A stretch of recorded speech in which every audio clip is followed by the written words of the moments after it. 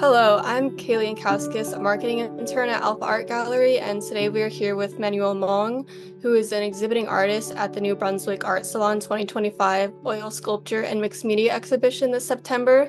Manuel Monge is a Peruvian-American realist artist based in East Orange, New Jersey. Inspired by his past journey across 5 countries and 3 continents and his current suburban life, he transforms ordinary moments into evocative reflections of extraordinary beauty and emotional depth. Thank you so much for being here with us today, Manuel. And I'll pass it on to you and Jenna, who will be asking the questions for today. Yes, and hello. My name is Jenna Sadiq, a curatorial intern here at Alpha Art Gallery, and together we will be going over some of the artistic processes of Manuel Monge, as well as the pieces that were graciously contributed to both our physical and online presentations. Let's start things off simple. Manuel, could you introduce yourself to everyone? Sure. Hello, everyone. Well, I'm a painter and an engineer, and I also work in human resources. I was born and raised in Lima, Peru, and lived in 4 different countries before arriving to the United States 12 years ago. My family and I also hold American nationality. We live in Chatham, New Jersey, and have my artist studio in East Orange. Manuel, could you share the journey that led you to become an artist? Specifically, how did you become a realist painter and what inspired you to take on this path? Are there any artists you are most inspired by, whether they specialize in realism or not? I grew up in a family of artists. My dad was and still is a very good watercolor painter and a retired architect. And my mom did ceramics for a big part of her life. I still remember myself sitting in a kid's chair, drawing and painting watercolors while my dad was working on his big and heavy architect's drawing table. I also remember that I would go with my parents to art galleries all the time. While Peru didn't have even a fraction of the artistic activity you see in the Northeast, we used every opportunity to see the work of Peruvian painters, ranging from realism, surrealism, abstract, etc. I think I gravitated towards realism due to my love for drawing. Since childhood, I would use pencil and paper and draw whatever came to mind.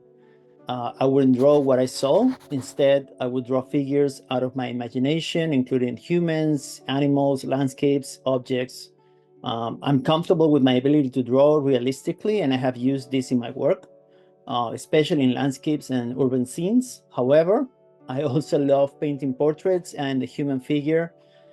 Because of the breadth of my artistic interests, I admire many artists from whom I've drawn artistic ideas, technique, and color palettes.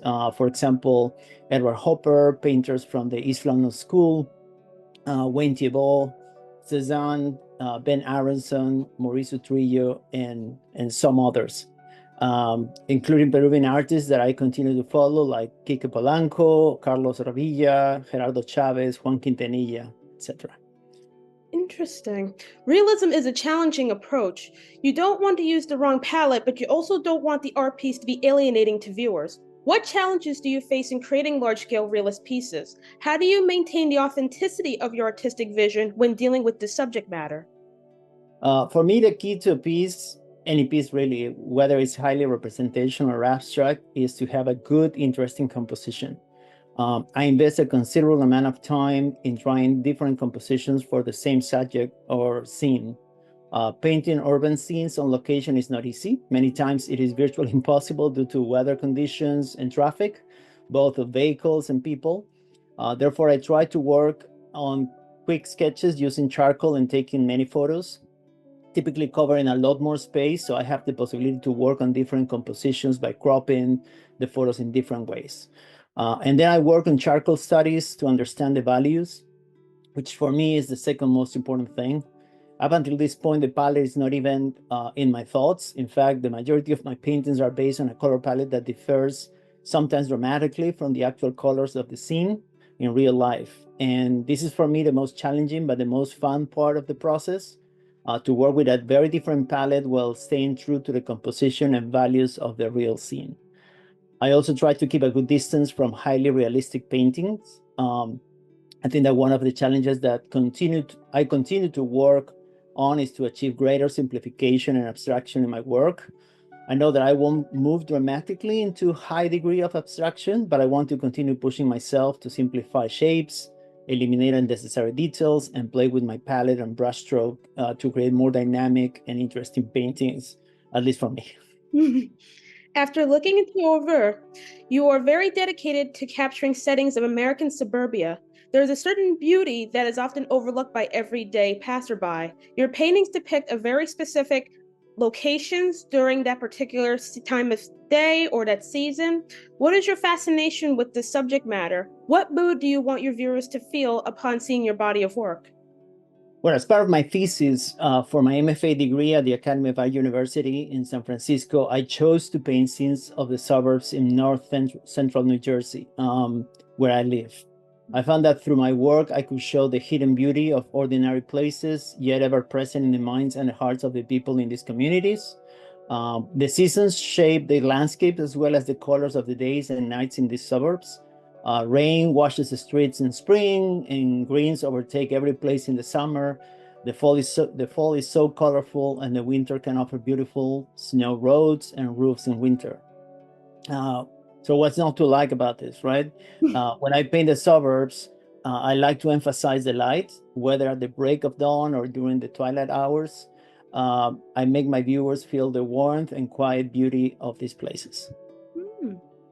Is there any painting from your current selection of works you feel the most proud of? What was the inspiration behind it? What about this piece do you feel makes it stand out from the rest of your body of work? Well, it's a difficult question to answer because I feel like, things I like in every painting I consider a final piece. Sometimes it is the effect lights have on the pavement and the layering of multiple colors to achieve such an effect. Sometimes it is the brushstroke or the depth achieved in the composition. But if I have to choose one of the paintings included in this show, I choose Rehearsal Time.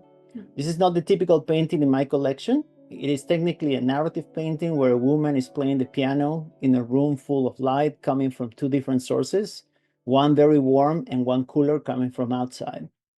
What I like the most about this painting is how soothing it is. I can look at it and see many different layers of colors, reflections, light. Also, and most importantly, this painting shows my wife, she's the woman, rehearsing at her piano for her choir concerts. This image means a lot to me as I met her when she was studying at the Music Conservatory in Peru. I learned everything I know about choral music and opera from her, and listening to her singing at her piano is one of the best moments of my day. You have also delved into painting portraits of people as well. Is there a similar method or approach you practice when dealing with portraiture? How do your portraits depart from your typical approach to American suburbia?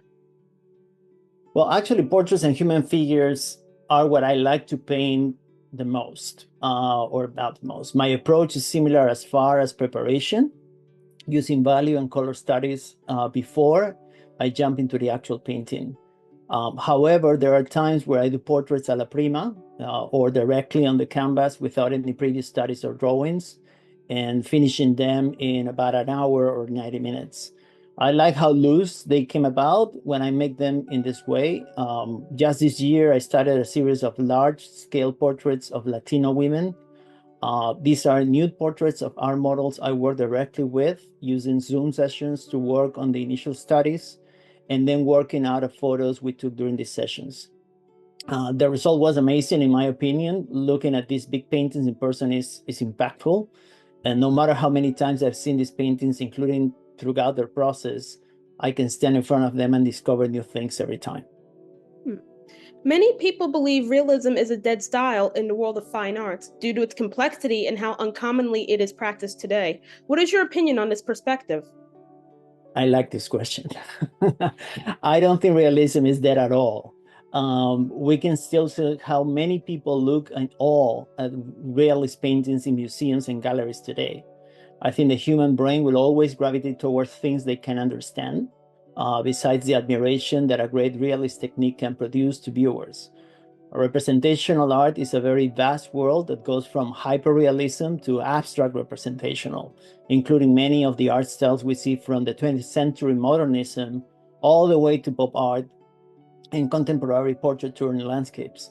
What I think is happening is that many of the art collectors these days are just art buyers that follow what galleries dictating is good art. which constitutes this not so new world of contemporary non-representational art. I like many of these non-representational artists, but I think that galleries have had for too long an upper hand in dictating the state that people should have, instead of recognizing and celebrating both representational and non-representational art in a more balanced way. But this is a common reality across all artistic expressions. Take music, for example, and we can see that the most popular music artists tend to be those who make simple, catchy songs with not a lot of complex chord transitions or intricate lyrics. Nevertheless, I think that there will always be space for representational art and artists as long as humans exist. That is a wonderful, wonderful response. Like, how do you begin with your process? Do you already have a premeditated idea as to how the final painting should look? What do you do if the piece does not come out as you initially expected? I do have an idea of how I want the painting to look like when finished, especially when painting larger pieces. However, I had to develop my process to avoid getting really frustrated when I painted a large piece and it didn't come out as I thought it would be in the first place. However, I also love to paint fast, more in a study-like mode, without much regard for a preconceived image of the final result. For larger paintings, I work on value and color studies before I attack the larger canvas. This helps me arrive at the right composition so that I don't have to realize that I'm not happy with it once I put the painting on the big canvas. It also trains my brain in terms of the steps that I should take for color application, color mixing, and value differences. However, most of the time I do change the color directly on the big canvas. It always happens, and my daughter always complains about it. Sometimes I plan a color or tone for the background or a specific element in the painting, and then I decide to change it because I don't like how it looked. Sometimes I add elements that were not included in the previous studies. Regardless, when a piece doesn't come out as I wanted, I keep working on it, modifying colors, adding elements, or deleting them. I have rarely given up on any painting, really. I'm very stubborn in that sense. I definitely can relate to that. I, I saw you have also delved into charcoal in addition to painting. How does this medium differ from your typical medium of choice? Do you have a certain preference as to which medium you choose to create your realist artwork? Drawing was my first passion, right? And my first skill as an artist. I mentioned before that one of the things that may have contributed to make me a representational artist is the fact that I have focused so much on drawing over the years, to the point that further abstracting my work has become a challenge. Nevertheless, I love drawing and I love charcoal. It wasn't my go-to medium for drawing until recently, as I took drawing and chiaroscuro classes as part of my MFA program, where we could only use charcoal instead of pencil. I love the strength of the charcoal line, but also the versatility it has to create smooth surfaces and rendering shapes with realistic accuracy. But if I have to choose my preferred medium, I will choose oils. I used to be an acrylic first painter until I rediscovered oils 4 or 5 years ago. I realized that my pace and my style of painting based on layering and wet blend fit perfectly with this medium. Yeah, because as a realist artist myself, one of the many criticisms of the style is how it's directly relying on photographic reference to recapture the essence of a particular subject matter. Do you believe photos are essential in realism, or should there be a fine line between the artist's interpretation of their source versus a photographic reference? I think the answer to that question is exactly in the word reference, right? So I use photos as references, but it's my artistic creativity, personality, preferences, and choices that ultimately go up onto the canvas. I'm not a fan of hyperrealism. I can admire artists that paint hyperrealist pieces for their technique, but I like realism where there is a good degree of interpretation of the reality before us. Whether through the artistry in the composition or in the choices made about color or even in the brushstrokes. I think that to call an artist a realist is to put a very big group of very different artistic styles in one single basket. Impressionists painted what they saw before them using plein air painting because that is what they had at hand, but their work was representational, yet they applied a high degree of abstraction in terms of the color, the brushstrokes, and the light. Interesting. Well, I thank you so much for your time, Manuel Monge. Although I do not have any more questions, if there is anything you would like to add to the closing of this interview, whether it's anything you are currently working on or any upcoming shows that you'll be attending or any closing sentences, feel free to share them. Oh, well, thank you, Jenna, for this interview, and to Alpha Gallery for the invitation to participate in the annual salon. I really appreciate your support of artists, especially representational ones, because as we discussed during the interview, there is increasingly less attention to the beautiful and captivating art that representational artists continue to produce. Also, I will be presenting my work in a juried exhibition at the Center for Contemporary Art of Bedminsters during the summer. So that's all. Thank you so much. No problem, Manuel. I thank you so much for being here today with us. We can't wait to see your artwork at our exhibition titled MBAS Oil Sculpture Mixed Media, which will be on view from August 27th to October 19th, 2025.